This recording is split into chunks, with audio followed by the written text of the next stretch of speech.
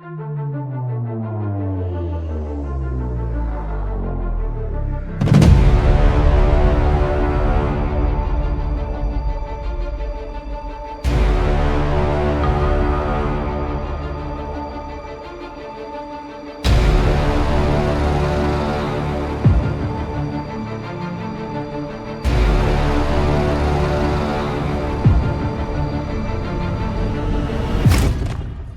there, and welcome to this episode of the Star Wars Universe podcast. I'm your host, James, and this month we're joined by Dan Griffin, long-term listener, first-time guest, and I really appreciate the time Dan took to join me on the show and talk about his history with Star Wars. For anyone else who wants to join me on the show, drop me a DM or an email. The X profile is at starwarsyoupod, Y-O-U, and the email address is starwarsyoupod@gmail.com. I'm happy to have anyone on with any level of knowledge of Star Wars. This is very much a recommendation show, and so I really want to grow this community. And if you're listening to this, don't forget to hit that subscribe button or follow button or whatever your app of choice calls it. And if you're over on the YouTube channel, hit that subscribe, tick the bell icon. And without further ado, let's pass over to that chat I had with Dan.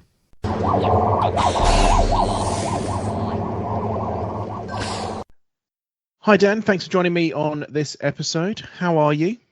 Yeah, very good, mate. Thank you for having me. Long-time listener, first-time caller.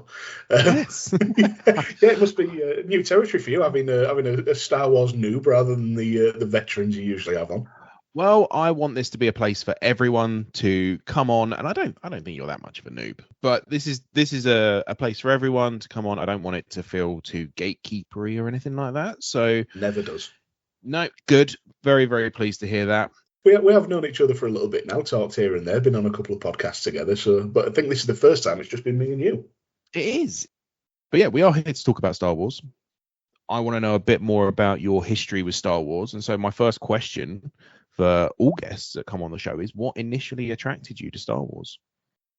So Star Wars, I joked about being a Star Wars noob, but I meant that in terms of consuming things outside of the movies, effectively. It's not something that's crossed my path too much, but the movies themselves form one of my earliest memories. And that's being somewhere between the ages of 5 and 8. I can't remember exactly when. And being in the cinema, it's a giant old Odeon that's now been taken over by every man. But they had one enormous screen that felt like it was about 2 stories tall at the time, as a young kid. And my dad took me to a matinee showing of Empire. Oh, amazing. I don't know if it was like the 30th anniversary, which would be 20th anniversary, which would be about 97. So I'd have been about 8 years old. Probably around about the special edition time, maybe. Because I think they did do a re-release of them throughout the year in 97 for the special edition re-releases. Yeah, and that was it. Just watching that, hooked. Do you remember the Death Star toy from the 90s? It was the plastic orb that then opened out and had a little bit of Mos Eisley and a little bit of everything in there. I had that. I've still got upstairs somewhere an old plastic lightsaber. That was one of the first things. It was one of the first things I bought when I was earning my own money. Yeah, 16 years old, part-time job. What are you going to do? I bought a couple of CDs and a lightsaber. It doesn't even light up. It's just one of the Schwick ones. I was going to say, is it the one with like part of the blade sticking out of it, and then the rest of it sort of, as you say, schwips out as you swing it? Yeah, you just a little bit poking out at the top, and then I don't even think you hold a button. You just and then have to push it back down manually. So yeah, that was a good few years, and then it was seeing episode 1 in the cinema. 10 years old, I think, because I think we're about the same age. Must be roughly, yeah. Because I was 10 years old watching that and being enthralled by pod racing and endless drawings of how I would want my pod racer to look, and endless frustration because at 10 years old you don't have the artistic ability to be able to create anything that looks half as cool. Yeah, you don't understand perspective and angles and shading. I'll be honest, I still don't. I draw like I'm 5. Like my drawings are like, this is roughly what this thing should look like, and all credit to anyone I've ever handed a drawing to turn into an actual thing. Drawing ability, you'll remember I found had a memory crop up of a photo I took of an art project I did at school, the General Grievous portrait. That was part of my GCSE art portfolio. But I That is copied it amazing. because I copied that from a newspaper article because it ran about 2005. Well, it was 2005 because I went to one of the opening day showings, again in that same Odeon where I'd seen Empire all those years ago. And it was just there, and I thought, I've been doing a bit of drawing, I can recreate stuff. Let's have a go at Grievous. And that ended up taking about 7 or 8 hours, I think. I'm looking at it now. It is decent. It's a decent drawing. Getting back to the movies, episode 3 was the first movie or the closest movie I'd ever seen to an opening night. In fact, it may have been opening night. Went with all my friends from school. There was people there in robes waving the light up lightsabers around. You'll notice I kind of glossed over episode 2. See, I have a really fond soft spot for episode 2, mainly because Yoda fights, and that's the highlight. That is the highlight, and I was so happy. I can't even begin to describe how happy I was. I remember watching the trailer when he force pulls the lightsaber to his hand. Seeing that in the trailer, I can't remember if you see him ignite his lightsaber or not. I think it just force pulls it to his hand, and that just immediately ramped up the hype. I think at that point in time I was really getting into films as well, so I was like, it's got Christopher Lee in it, it's got Ewan McGregor as Obi-Wan Kenobi, and it's got Hayden Christensen, an unknown entity at that point in time, as Anakin, and Natalie Portman. No, it's a funny thing with episode 2 because I went to the cinema to see it. I know I did. But there's a difference between knowing I did and remembering. And it's not that I hate episode 2, because I don't think I'm capable of hating anything Star Wars. But it just doesn't ever register apart from Yoda fighting and the sort of the scene in the Colosseum with all the monsters. Geonosians. Yeah, that's it. But this is the thing. I've watched it, must be 6 or 7 times. It never stays in because it just doesn't engage me ever. What's my most recent rewatch, which was probably a year and a half ago. I just looked at it and kept just with the sort of the time difference and the age difference between. I know it's probably something that comes up quite a lot, and I'm not going to make a big thing of it. But I'm there just going, a bit weird. Padme, away.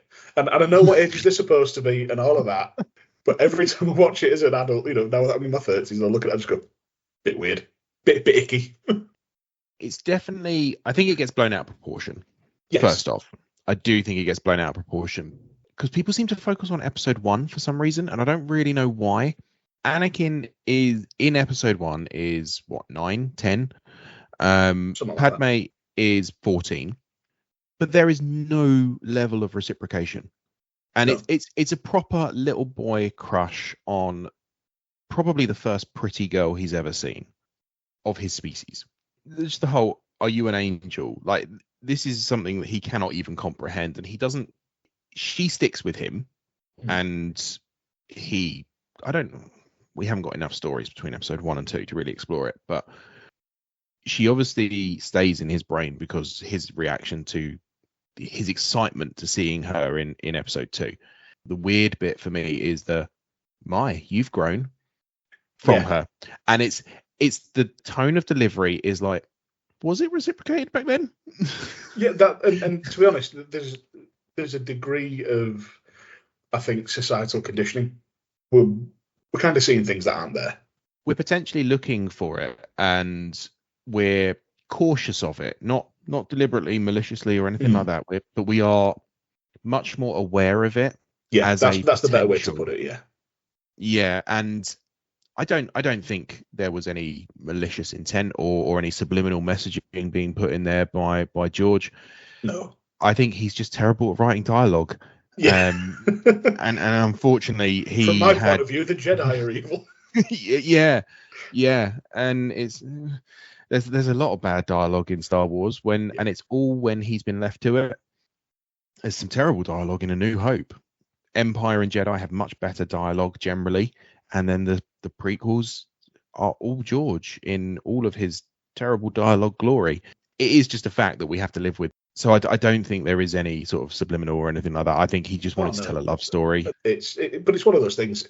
We love these things, and we take all the flaws with it, because without those flaws, it wouldn't be what it is. You know, you can say you could do this better, you could do this better, you could do this differently, you could do that differently. Would it then still be Star Wars? We were talking off air. I'm a massive Doctor Who fan. I've got a Doctor Who podcast that I'll shamelessly plug again later. But one of the best things about it is going back to that stuff from the 60s and the 70s and the 80s. And yes, it's janky. And yes, the set wobbles and the costumes are rubbish. But it's endearing rather than... It's part of its charm. You have to... I think I struggle even watching the original trilogy because it's a product of its time. And that is effects, character casting, and all of those other things that were going on in the 70s and late 70s, early 80s in Hollywood. And it just is what it is. And we're never going to be able to retrospectively change it. We can correct it with new products, which things like casting of people is being done. And I've always been of the opinion I don't care who is cast in what role in Star Wars, so long as they do a good job. Exactly right. Yeah. So far, I don't think anyone has done a bad job as an actor within Star Wars. Some of the stuff that they've been given, they've done their best with. The only exception to that, I will say, is Oscar Isaac, but I don't like him in anything. Do you know what? You feel about Oscar Isaac in Star Wars the way I felt about him playing Apocalypse in X-Men. I feel about him the way I feel about him in Star Wars is how I feel about him in everything. He ruined Apocalypse. He ruined Moon Knight. I liked Moon Knight. I liked the bits where he was in the suit because I couldn't see him. I'm sure Oscar Isaac is never going to listen to this podcast, but if you do, I'm so sorry that there's nothing you can do to change my mind about this. I just don't like you as an actor. Well, that's it. You can't please everybody. No, and I sort of mention it, but I very much try and mention it in a jokey way. I'm just like, Oscar Isaac, he ruins everything for me. And he kind of does, but he was a big part of why I didn't like the sequel trilogy. There's that moment in Rise of Skywalker. Sorry, I've just had a real visceral anger. I could see that, the fists clenched and everything. Where they fall through the sand and Rey lights her lightsaber and then Poe comes in with the torch and I'm just like, it's not funny. I hate it. And then we obviously get they fly now. That's not George. That's terrible dialogue, because stormtroopers have always flown, even in the pre-existing canon, not Legends. At that point in time, we have jetpack stormtroopers, we have jetpack clone troopers. They've always flown. Even for somebody with my limited exposure to the extended media, Star Wars Battlefront on the PlayStation and PS2. Yeah. How great were those games, by the way? They are very good. I'm not a particularly good player of multiplayer online. Me neither. I end up just spawning a lot. I'm a proficient spawner. I haven't played the remakes or the remasters, whatever you want to call it. But the originals in the PS2 days when you could have couch co-op. So good. So many hours spent. Oh, that actually really tangents nicely into my next question. Which they are very good. But what was your first interaction outside of the movies? Well, the toys that I mentioned before. But yeah, it was the video games. It was Battlefront 2, Star Wars Starfighter, that was so ridiculously complicated that I think that game came out when I was 10. No, maybe no later than that, maybe 12 or 13. I can't remember the year. But I didn't complete the first level for 3 years. The controls were so finicky and weird, and a first-person perspective for flying is a very difficult thing to do. It almost felt like it should have been a VR game decades before VR was a thing. Absolutely. It came out in February 2001. All right, I was 12 then. Yeah, bought it for because Dan likes Star Wars. He likes games. It's a Star Wars game. That'll do. Like, okay, I'm going to try this. I'm going to do this first level. 3 hours later, I'm still going to do this first level. 4 hours later, I'm in the garden playing football. Yeah, I can't do that fast level. There was the other series, wasn't there, of the other series of games where it was a lot of starfighting. Rogue Squadron. I think that might have been exclusive to GameCube. I never had a GameCube. Yeah, so I bounced around consoles when I was a young preteen and teenager. But yeah, the Rogue Squadron games were unreal. They were so good. They had the Star Wars Obi-Wan game on Xbox as well. All right. Which was really fun because your Padawan Obi-Wan is set kind of before Episode 1, and then it leads through Episode 1. Your final fight is Darth Maul. Nice. It's a really good fun game. I will also say the PlayStation 1 version of Star Wars Episode 1, the movie adaptation game, is possibly the most insanely difficult game I've ever played. And I played Echo the Dolphin. So did I. Yeah, I've just found the Rogue Squadron ones. It was a trilogy, wasn't it? 98, 2001, 2003. Yeah, I think 2 I remember was the that one cover, I played. yeah. Yeah, I think 2 was the one I played. Rogue Leader for the GameCube with the X-Wings flying away from the planet. Yeah.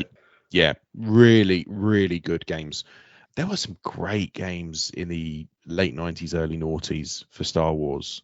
I've actually got a bunch of Game Boy games. I went through a little phase of trying to collect as many games as I could. Like all of the physical games I have, like 90% of them are Star Wars. Nice. You probably get a slight flavour as to who my favourite character is. Talking about Yoda and Grogu and Yaddle, who is yours, Dan?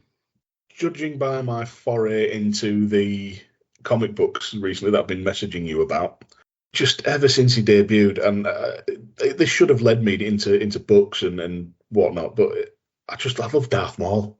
He's just so cool. He's just so cool. Yeah. And I think that's all that needs to be said, really. It's when the second lightsaber, the second side of the lightsaber came out in Episode 1, and you got the music swelling and everything else, and just it was pure unadulterated joy. Every time now it's goosebumps, hairs on my arms like sticking up, and just waiting for this fight, and then he gets sliced in half, and I thought, oh no, no. But then I started watching Rebels, largely because of this podcast, funnily enough. So I'm not easily influenced, honest. Started watching Rebels. Obviously, Maul comes back into that. Spoiler alert for anybody who hasn't seen it. It was even further behind the times than I am. And I've been reading, like I said, Black, White, and Red, which is very slow dropping on Marvel Unlimited.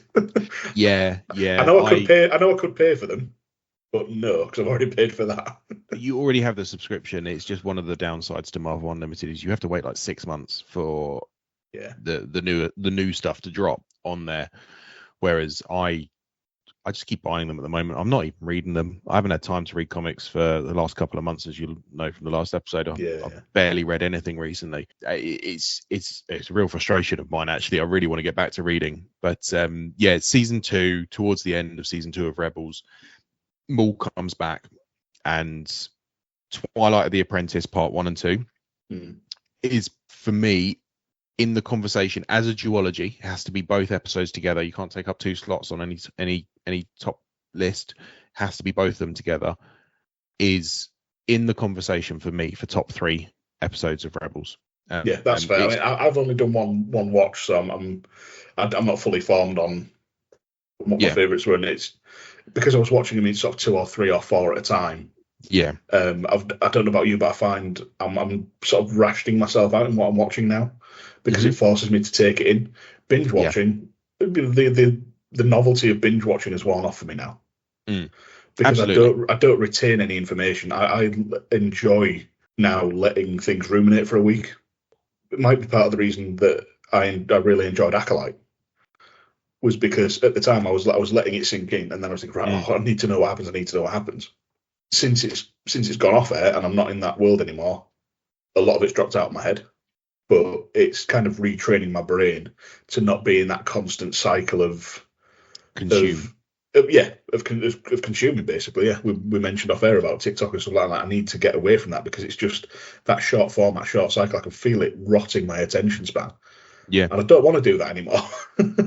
No. I must admit, I've gone through a weird binge recently. I've realised I'd only seen a couple of the Daniel Craig James Bond films, and so I have rewatched them all.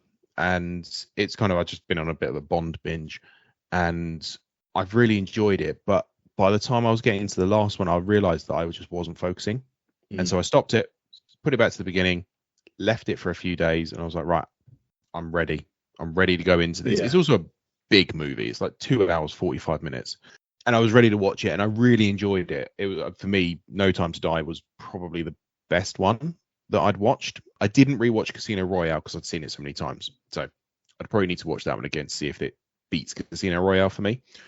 But no, I really, really enjoyed it. And in that regard of just watching through a movie series, because you have like a couple of days in between, that's okay. But when you're sitting there of an evening, 3 or 4 hours of chill out time, you're eating your dinner, you're doing whatever, you're just chilling out in the evening. If you watch 3 or 4 or 5 episodes of something, you're not taking in those first 2 or 3. I really like the fact that we've gone back to weekly releases. And that's mainly also when you watch an episode, you get kind of those water cooler moments where you get to discuss it with other fans. Whereas if it all drops at once, some people have seen all of it, some people haven't, it gets spoiled and all the rest of it. I think it does work with things like Visions. I don't know if you've watched Visions. Not yet. No. Yeah. Visions is 2 series, and the first series is all done by different anime studios. And they are... I've seen a bit of it. Yeah. I didn't start watching it, yeah. Yeah, they are kind of canon adjacent. So it's kind of like Elseworld Tales. And season 2 is done by different European studios. So you've got the British studio did like a Wallace and Gromit type animation. Nice. Which is really cool. And it's a real sort of love letter to the different types of animation, but in Star Wars. And it's really, really cool. But you can kind of, because there's no bigger impact, you can kind of binge them, you can not binge them. It doesn't really matter if, have you seen episode 6 of that? It's really good, and this happens. And it's like, okay, cool.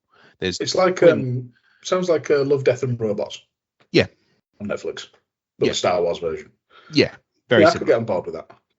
At the minute, I'm well, actually, we'll probably come on to that in a second, but I'll just sort of briefly mention it. I went after Rebels. I went back and started Clone Wars again. Didn't hook me in the first time I tried to watch it, but with sort of been bitten by the bug and going through Rebels and really enjoying it, I thought, right, let's go through it, let's stick with it, because if I got through Farscape, I can get through Clone Wars. I say that I ended up absolutely loving Farscape in the end. You will end up loving Clone Wars. Yeah, got to the end of season 1 now. I've started season 2, and yeah, I'm really liking it. I'm glad I stuck with it, but I'm having to ration it out. Say to myself, no more than 1 or 2 a night. Yeah, you can find sort of guides online which are non-spoilery as well, which tells you kind of the arcs within it, because by the end they're in kind of 4 episode arcs, and so you can kind of binge it in the arcs, but it jumps around a little bit. There's 2 episode arcs, there's 3 episode arcs, there's 5 episode arcs. Very much how Doctor Who used to be back in the day. Yeah. Exactly. Yeah. And so you can kind of do both. You can sort of binge it because you get the entire story, but then you stop it after the 2 or 3 episodes and then you move on to the next story. So there's in season 3, episodes 14, 15, 16, I think, there is an arc called The Mortis Gods. It's a 3 episode arc, and it is absolutely phenomenal in my view. And did you watch Ahsoka? Yes. The statue Baylan Skull is stood on at the end. Yes. Links. Okay. I'm not saying any more. I love that. I love that kind of interconnectivity, though. That's yes. Because I'm kind of doing it all backwards. I watched Ahsoka first, and then Rebels, and I've gone back to Clone Wars. So you started with Ahsoka, which is essentially Rebels season 5. Yeah. And went, I need this backstory. So I was like, oh yeah, I'm loosely familiar with these characters. Let's go for that. Yeah, and you're kind of basically doing Ahsoka's story in reverse completely there, aren't you? So it's not bad. It's not bad. Have you watched the Clone Wars film? No. Don't. I was trying to think. Is it right? Okay, I take that as a challenge because a little while ago I was saying about ways to better consume media and better enjoy it. I embarked on a little project that I'm going to go back to of watching superhero films that are regarded as terrible and seeing, are they as bad as everybody thinks? Is there some redeemable quality, or are they just 5 out of 10? Are they just bland, middle of the road? Yeah. If I can watch and enjoy and find entertainment in Ryan Reynolds' Green Lantern, I quite like that film. Yeah, I do. It's good fun. Everybody else pans it. Yeah. It's not bad. I don't know why Sinestro's a great big cosmic trump, because I'm not allowed to swear and say the word I wanted to. Yeah. And not Sinestro, Parallax. Parallax, yeah.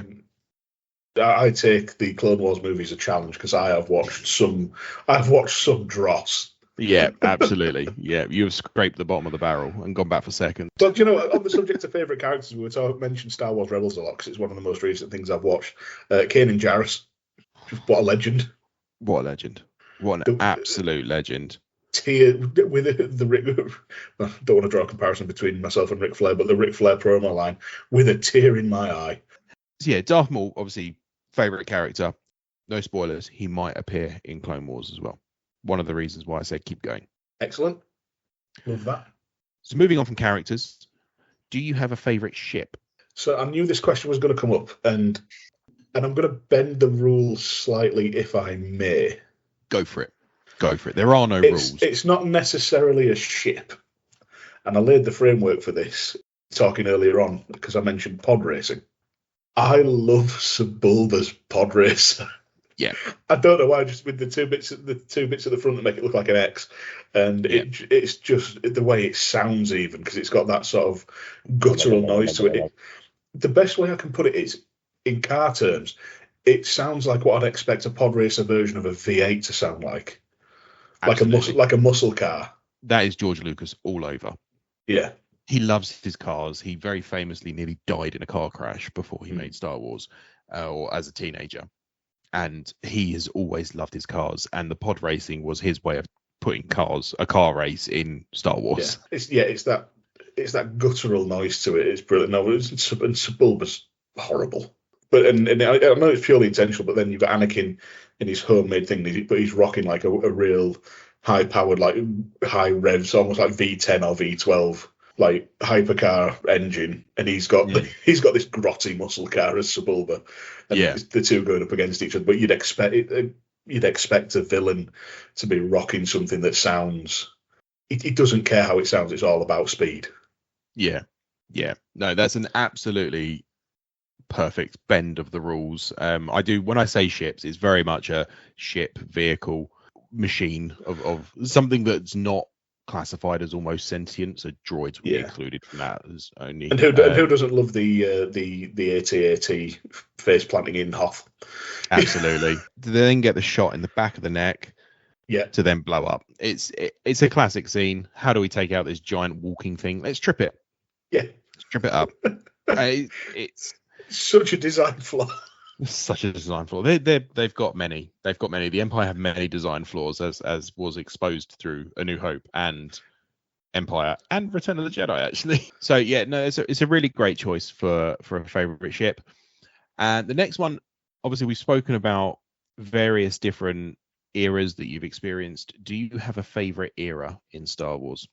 It's the original trilogy, whatever that. Again, I don't really know the different eras and whatnot, but it's got to be the original trilogy, whenever that's set, because that was the origin of everything for me. And I imagine a lot of people are going to say the same, because I was so entrenched in the movies for so long. I don't really have enough experience of other eras to say anything else. So it's got to be that. So it's that would be classified as the Galactic Civil War. Have you explored any of the High Republic at all outside of the Acolyte? No. Not knowingly. I would recommend the Phase 1 comic series. It's 15 issues. Absolutely fantastic. It should all be on Marvel Unlimited. And it's really, really good. And it introduces some really, really cool Jedi and other characters. I'd really highly recommend the young adult novels as well. I don't know if you are a book reader or you do you know what? audiobooks or anything like that. With my job, I end up writing or proofing hundreds of documents a week, and Yeah, the downside of that is it has made reading as a hobby very difficult I get that. because it's your bread and butter for 8 hours a day. It's then to then sit down and read. The only time I actually read a book for pleasure now is when I'm traveling. Okay. When I know I've got a few hours and I can just sit and actually consume something and dedicate my entire brain power to it. You know, so train journey, middle of the day. Right, I'm going to read my book. Yeah. Makes for a very slow pace. That's one of the reasons why I'm in a very similar position to you. I read sort of 50, 55-page documents regularly for work. And so reading for me is almost work at this point in time, physically reading. And I pivoted to audiobooks because I listen to podcasts. They're not actually that much different. And they are the Star Wars books in audio form are full-on productions. Like you get music, you get sound effects, you get different voices. You quite often done by one person, but they do also do some audio dramas now as well. And a couple of them are set in the High Republic. So there's one called in Phase 1. It's called Tempest Runner, and it's really I've really heard good. you mention that before. Yeah, and that is a full voice cast. Wow. And it's a full-on production. So Star Wars books in audio form, hugely recommended. If you enjoy, I will go to that at some point because while I'm proofing these documents, I'm usually listening to a podcast. And the only reason I don't go into the audiobooks is because I'm engrossed in too many podcasts. That was kind of where I was at, and it's you do end up with a bit of a backlog. But if you then end up with a day where you've just got a lot of sort of stuff to do, you can catch up with podcasts. I listen to audiobooks at 1.5 speed. It doesn't really affect anything other than the music, which you kind of go, ooh, this has got a bit of a pace to it. And I listen to podcasts at 1.3 speed. So it just, again, the only thing you really notice is the music, and you listen to one for half an hour and you're completely used to it. And I've done that. I've done that before. I do that when I've got a backlog. Ramp the speed up a little bit. Oh, fantastic. So that's all of my main questions. The only one left outstanding is, Dan, what have you been doing recently in Star Wars? Well, if you've been listening carefully, folks, I've let it all slip. I'm not good at staying on topic. We covered that at the top of the show. We did, and I knew it going in. In. I've finished season 1 of Clone Wars. Yeah, so it was episodes 14 to 22 because, as I say, I've been trying to ration things out. Coming to the end, I love the twist because the stuff on Ryloth was really good. Really enjoyed that. But it was like sort of like a 3-parter, wasn't it? Yeah. With sort of Ahsoka's first command and that sort of whole redemption arc, etc. But bringing in Cad Bane in episode 22, who is a character that, apart from Book of Boba Fett, I've only ever seen in Galaxy of Heroes. Okay. Back when I used to play that. Very, very nice to see Cad Bane. Actually, just before I started season 2. I watched the first episode. Okay. the Holocron heist. Yes, that's a good episode. The thing that really throws me to this day is you can watch Clone Wars, and it really happens in season 1 and 2, but they're out of order chronologically. Right. So the Holocron heist is, if you were to watch it in chronological order, the Holocron heist is like halfway through season 1 chronologically, and I don't know why they did it. Weird. But they do things, and there are characters that you're like, they are just meeting, but they were in this episode before where they knew them. And it's like you then realize it's little things like that people have picked up on. But there are people that there's always the question of when stuff like this happens is what order do you watch it in? Like there's always the question about the movies, isn't there? What order do you watch them in? I always think you should watch original trilogy, prequel trilogy, sequel trilogy. Watch them in release order instead of episodic order until you're really familiar with it, and then watch it in episode order. Yeah, I get that. You don't want the Vader moment in Empire spoiled by the end of Revenge of the Sith. No, you don't. Yeah, I've got along with that. Other stuff I've done this week is all comics. I mentioned Darth Maul, Black, White, and Red, issues 3 and 4. My first experience of Dr. Aphra. I immediately loved Dr. Aphra. Have you met her droids? Yes. Is it Treble Zero and BT3? BT13? BT1, yeah, I can't remember. I read it yesterday. This is what I'm dealing with. Triple Zero, incredible. Yeah, I'm an idiot. I'm getting my comics confused because I have read Star Wars Darth Maul, Black, White, and Red, but Dr. Aphra was in the Vader comics that was the physical one that I found that I told you about. I'm not good at this. I've been reading the Vader comics, the physical media that I found. Preserve physical media where you can. It's fantastic. And yeah, my first experience with Dr. Aphra is in there. Yeah, which sort of like Vader being put through the ringer a bit by Palpatine and then going off on his own a little bit, which is not, I'm aware happened because of things that people have told me, but not quite seen it like that for myself. So, and some of the artwork is stunning as well.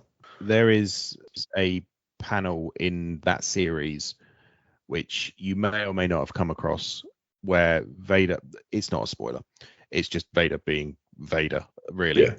And it's all of these people spring a trap on Vader. Vader, you're surrounded. And it cuts to Vader. The next panel is Vader. And he goes, the only thing I'm surrounded by, it cuts to the next panel with him igniting his lightsaber, is fear and dead men. Oh. And I read that because I read it on my tablet. I have to physically flick through. And I had to put it down and just went, oh. In my head, I heard that in James Earl Jones's voice. Yes. And that's the thing. It is so ingrained in us that James Earl Jones does the voice. You can hear it when you read it. It's so good. It's one of my favorite panels of comic ever. And I've read a lot of comics. Obviously, you're not that new to Star Wars comics now. You've read a few and you're getting into it. But anyone who is thinking of getting into Star Wars comics, Darth Vader, which I think began in 2015, the first series, or the High Republic are really, really good jumping in points. You obviously have the main comic run as well, which each 50-issue series is set in between, first one set in between A New Hope and Empire. Really, really good. The last 3 arcs I wasn't a massive fan of, but overall really, really good. And then it's between Empire and Jedi. Nice. And that's the one I'm sort of reading through at the moment. But yeah, and then I've mentioned it a few times, Darth Maul, Black, White and Red, issues 3 and 4. Just got those done. Read issue 4 today. Absolutely loved it, with Maul being told to just go and meditate in silence. And it's just Palpatine manipulating him to kill all these people. And so, I did say I wanted silence. Yeah. Love it. It's just the art style. I've never seen anything quite like it, working with 3 colours. And it just works so very, very well. And there's take forever screenshotting individual panels just to look at and go, ooh, pretty. And I think, so they did the Vader one first, and I don't think it quite worked. But with Maul, with the face tattoos obviously being black and red, it makes him pop out the page that much more. Yeah. And the lightsaber then coming into it as well. And just, it's a much more visceral color palette across it, which Vader is visceral, but he's also incredibly skilled, incredibly calculating and terrifying, but not necessarily in the visceral way, whereas Maul is just an animal. Have you been doing anything else in Star Wars? No. Dan, thank you very much for joining me on this episode and for chatting Star Wars with me. So before you go, let the people know where they can find you if they want to hear more of your dulcet tones. Thank you for having me. It's been a pleasure. Like I said, I've been listening since day one. Look forward to it every month. So happy to be on and talk Star Wars, amongst other things that will be left on the cutting room floor. If anybody out there wants to hear more of me talking about stuff, I'll start with the sci-fi. Any Doctor Who fans, head over to the Doctor Who pod on SJP World Media, our Twitter, Blue Sky, whatever is... as it sounds, the Doctor Who pod, the DRWHOPOD.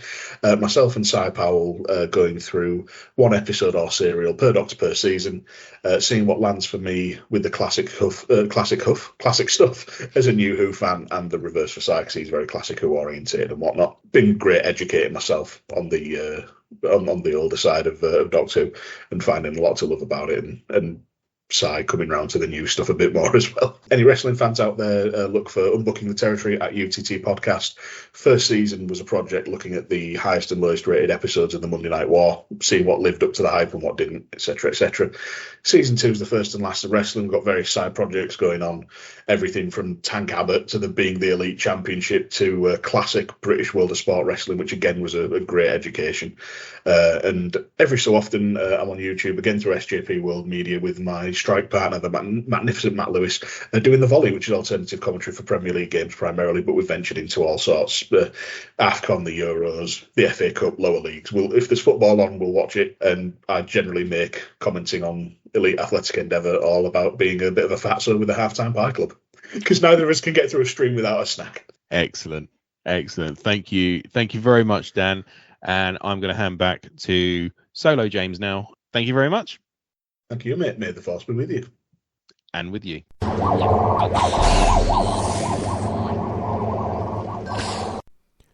Thank you very much, Dan. Again, really appreciate the time you took to do that.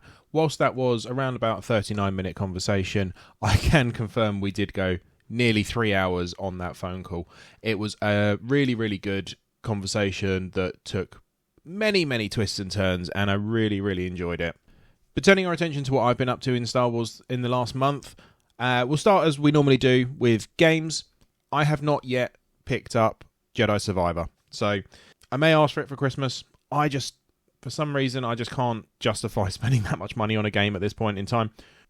I will look to pick it up in the not too distant future, but not just yet.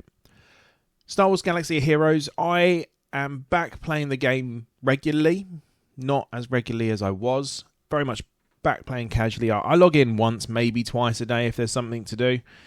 It's a bit confusing really at the moment. I recently had my PvP mode, GAC, the player versus player mode. I won all 3 of mine and yet still dropped a league. Now I don't know if that's just because it was the last one at the end of the season and I just hadn't played it really that much through the rest of the season, and so my overall season rank fell. But that was a little bit demoralising, obviously, trying to get back into the game. I'm not saying anyone should bend rules for me or anything like that, but that's just kind of how it made me feel, really. It was a bit confusing. I kind of looked in and went, oh, I've moved league, and it was either I jumped up like 7 leagues or I'd fallen 3. So it was just a bit confusing. Anyway, I will look to get that ball rolling in the right direction again next GAC and see what happens. I am pretty low in the leagues at the moment, so it just is what it is. It's just need to make the time for it, really. In terms of what characters I've been working on recently, I've been working on the Great Mothers, the Night Sister trio from the Ahsoka series, who are in the game. They're what's classified as a large unit, so it's only the Great Mothers and Jabba the Hutt at the moment, who is a galactic legend, and they actually take up the support position as well, which is a place in the team, so Geonosians can spawn an additional character and it fills in the support, or you can use an ally character to take 6 characters into battle. But yeah, so you can't do that with those in the team. I've been working on the Peridia Troopers, so Captain Enoch, the Death Trooper, and the Peridia Stormtrooper. Just working on getting them up to 7 stars. I'm at a point where I've got their gear as high as I can for the star level they are. And that is very much with the Ahsoka unlock Galactic Legend in mind. I have actually set her as my journey guide target at the moment. So we're still waiting for the last few characters to be released, the requirements to be released. But in the meantime, I have also brought Ahsoka Fulcrum, so the Rebels version of Ahsoka, up to Relic 1, I believe. Maybe Relic 4, actually, on Fulcrum. And I've taken Barriss Offee up to Relic 1. So there's recently been some quality of life improvements implemented in the game, which somewhat broken the game a little bit. A lot of people are not very happy, which they are tweaking with and they're trying to rectify at the moment. So hopefully, I think overall, the purpose of it was good and was needed for the game. And it will make things easier, especially for the later game players, where you can just go through and sim stuff a lot easier. And it's been an interesting implementation, and we'll see how it goes, really. It's still an enjoyable game. It is still an enjoyable game. It's just, like anything, if you play it too much, it just gets a little bit much at points. Turning our attention to the collectible side of things. So Star Wars Unlimited Twilight of the Republic is now out. I have picked up probably 2.5 to 3 booster boxes worth of cards, plus the pre-release pack, plus the 2-player starter set. All in, I think I'm around about 50 cards shy of completing a base set of the set, which is really what I'm focusing on. I've got a couple of other little side avenues that I'm looking at. So I've got my Yoda collection, and I've got a Jar Jar Binks collection now, so I'm trying to get all 4 versions of the Jar Jar Binks card. It is hideously beautiful. The artwork is awful, objectively bad, but it really works and it really fits Jar Jar Binks as the character, and so many people have just completely fallen in love with this. It's really quite funny, really. So I'm sort of adding that into my Yoda folder, and obviously my base set, my main folder takes focus, so I've had a couple of gaps in my folder where I just need to get a duplicate, but it's going well. It's going well so far. I also sent some cards off for grading, so I sent 7 cards in total. They are, as of the day of recording this, they have now been moved to return to sender. So they've been graded, they've been packaged up in the graded case, and they are now starting to make their way back to me from America. So I'm very, very excited for that. And if you want to see an unboxing of that, keep an eye out on the YouTube channel for that. And we'll see what grades we get. It doesn't tell you on your account. You have to wait for the item to land back on your doorstep. So we'll see what happens. Comics-wise, I've actually read some comics this month. So I hope everyone is either pleased or relieved that I've done that. I have read Ewoks issue number 1 and 2. I'm not a huge fan of Ewoks. I'm going to put it out there. I like the kind of the fan theories and the fan stories around them being completely psychotic murderers. That kind of makes me laugh. It's very Caravan of Courage, and it's in the immediate aftermath of Endor. And there's Imperial Remnants, or what will become officially the Imperial Remnants. They're just the Imperials at the moment. It is introducing a new villain, which is quite cool, which is also tying in with the Battle of Jakku, which is a 12-issue mini-series, of which I believe 6 issues are out now. And the other thing I read was the Battle of Jakku issues number 1 to 4, the first mini-arc of that. And again, that ties in with the introduction of this new villain. So very, very good to read side by side. And it was really good to see Luke in his full, immediately after Return of the Jedi, sort of Jedi powers. It's really cool. It's a really cool book. And obviously it's going to link heavily into what we see on Jakku in terms of where we find Rey 30 years later in The Force Awakens. So it'd be interesting to see that in comic form, and I'm looking forward to actually reading the rest of it. I am looking forward to it. I've also read Vader, volume number 9, which is issues 42 to 45. I've said it so many times. I said it in the chat with Dan. I've said it on many, many episodes in the past. Darth Vader comic book series is fantastic. Now, I've actually gone ahead and pre-ordered volume 10, which is the final one for this run. I don't know if they're going to do any more. I don't really tend to look for comic news. I just go on, because I read them on a tablet, I go on Amazon, I click what's coming in the next 90 days and what's been released in the last 30 days, and I go through and I just pre-order stuff. So I went through and I bought 2 comics, which were the Battle of Jakku, next 2, so half of the next mini-arc, and I pre-ordered another 14. So I'm kind of booked out through the end of February, I think. So they'll just hit my Kindle as they're released. The big purchases, like the volumes, the trade paperbacks, I do generally try and wait for May the 4th sales. So I've got enough. I've certainly got enough. I've got a bit of a backlog in terms of the second main run, which is set between Empire and Jedi. So I've read the volume 1, so I've got volumes 2. I think I've got volumes 2 to 7, and I need to get 8 and 9 when they're released.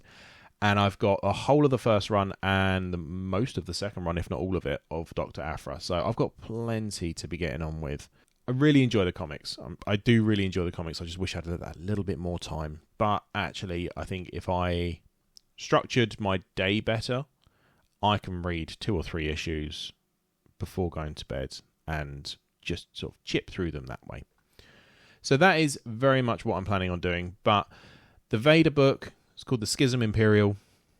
It's got a bit more Palpatine in it, which is always good. I love seeing Palpatine in comic form. He is just the most mustache-twirly villain going. It's brilliant.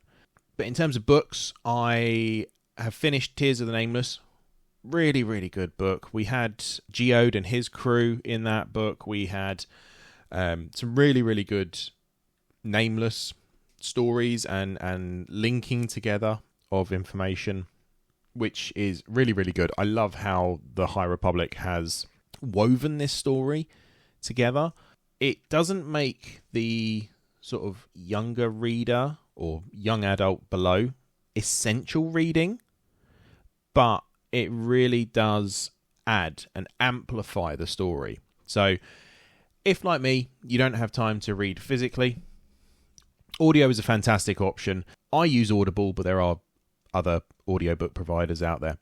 And it's just really good. And they've recently dropped, the benefit of Audible is they have Audible originals. So the next one I read was Seeds of Starlight, which is, I didn't know it was coming out. It just dropped on Audible. And I saw a message in a Discord channel saying it was out. Went and checked it out. It was free. It was really good. It was really good. It kind of explores the aftermath of Phase 1 and the crashing of Starlight Beacon. It's very much set in Phase 3. It interacts and weaves together everything that's going on in Phase 3 at the moment, with the Nameless, with the Blight, with the Nile. Really, really good. And it's the aftermath of Starlight, which is such a crucial moment in the High Republic era. Probably the most crucial moment in the High Republic era, the defining moment. But it was really good. It was a pretty quick listen. I think it was about 5 hours. So that's not too bad. I did that in a couple of commutes. It was good. Really, really good. And as I say, a nice cheeky bonus. And I've just finished today, before recording this, Mace Windu and the Glass Abyss. I've said before, on many episodes, Mace Windu is not my favourite character. I don't like how he was with Anakin. And I think he is a big factor in the fall of Anakin.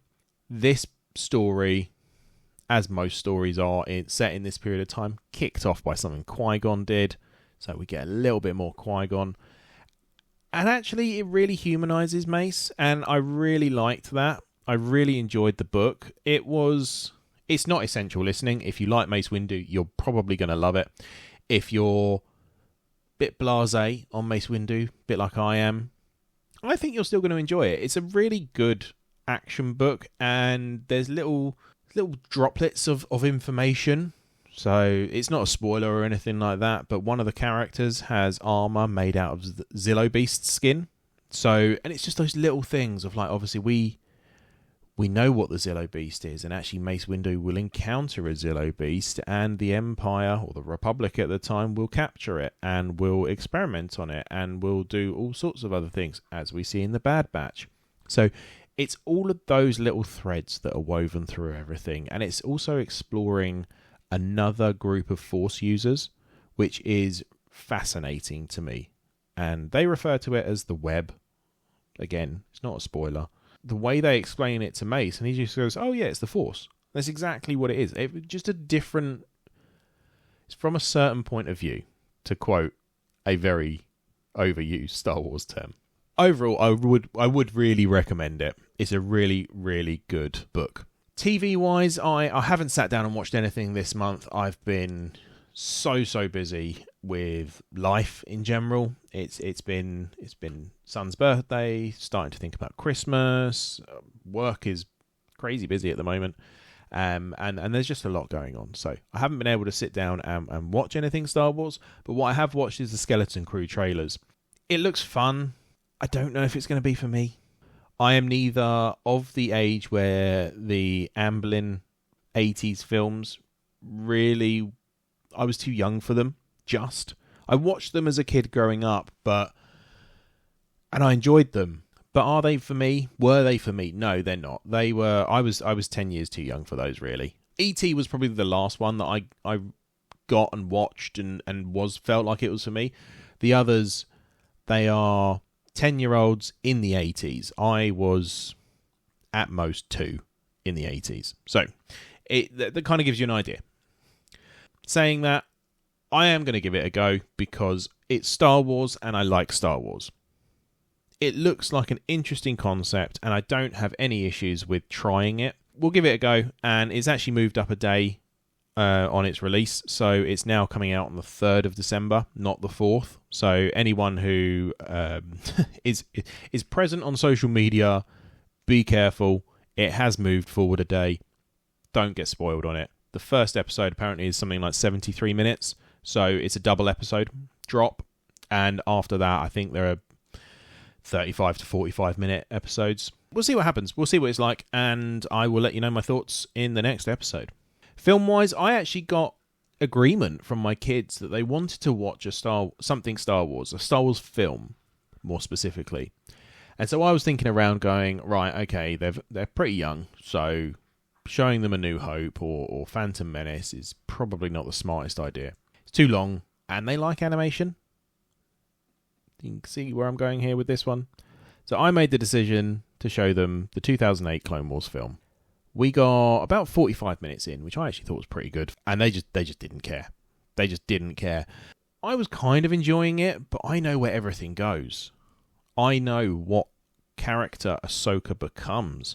I know what happens with Anakin throughout the Clone Wars and then beyond, obviously into Revenge of the Sith and becoming Vader, etc., etc. Obi-Wan, again, fantastic character in the Clone Wars. In this, it's just not very good. I'm sorry. I tried really hard to watch it. I didn't even get as far as the Baby Hutt. But somewhat annoyingly, I do actually feel like it's quite essential viewing. If you're going into the Clone Wars, I do feel like you would benefit from it because it is the introduction of Ahsoka. If you're doing the rewatch like Dan, obviously you're going to watch it last because he's going completely backwards with it, which is absolutely no problem at all. There's no right or wrong way to consume this stuff. Do it however you feel and works for you. But I do think it is an element of essential watching for Star Wars, but just bear in mind it's not going to be very good.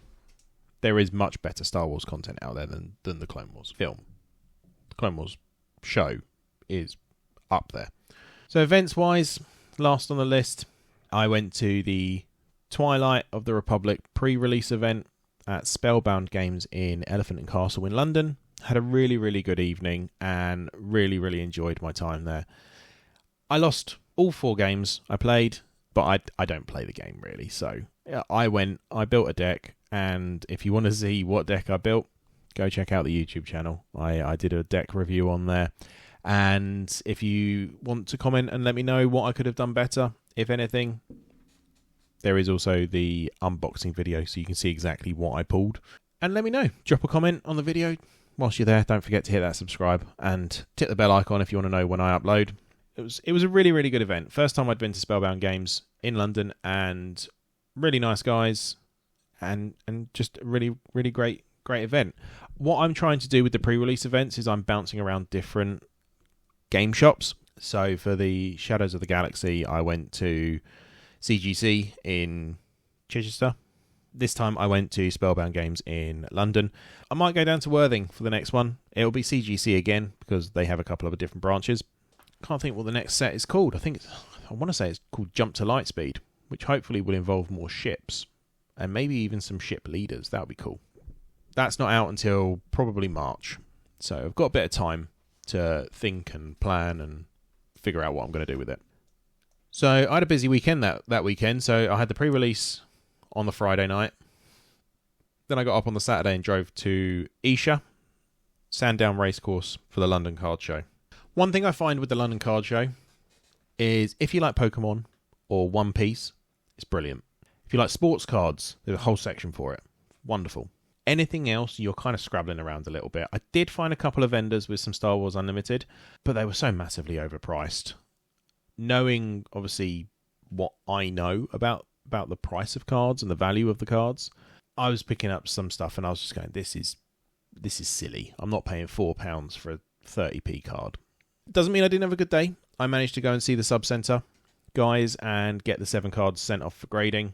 I bought another pre-release pack there, so I've done 2 pre-release boxes. I just had a good day. And then the only other kind of event, which is a bit of a stretch, but I'm stretching my own rules here, so it's fine. I visited Brotherhood Games in Bermondsey, in London, to do a bit of a trade-in, and I picked up some Lorcana cards for my daughter, who's very into Disney, and I picked up a couple of Pokemon cards as well for my son. So my kids have done very well out of me in terms of the trading cards this month, and my wallet has felt it a little bit. It was an expensive month. But that's everything that I've been up to this month in Star Wars. So turning our attention to what you guys have been up to, first up is Brian V. Klein, who has sent in a voice note.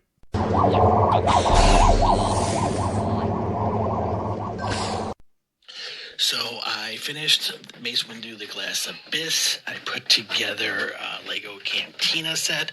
Got a bunch of vintage figures and Black Series figures, including some Skeleton Crew stuff. And I've also worked on 2 Star Wars puzzles. So just normal for me.